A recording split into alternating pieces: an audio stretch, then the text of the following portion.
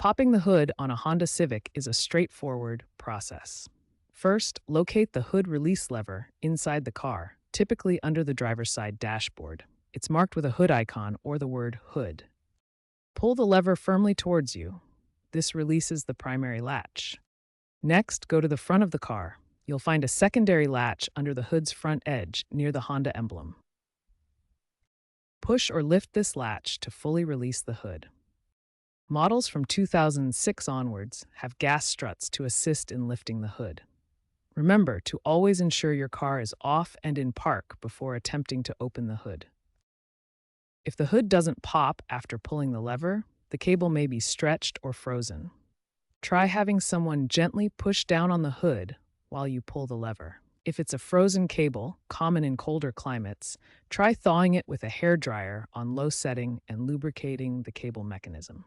For regular maintenance, lubricate the hood release cable periodically to prevent sticking.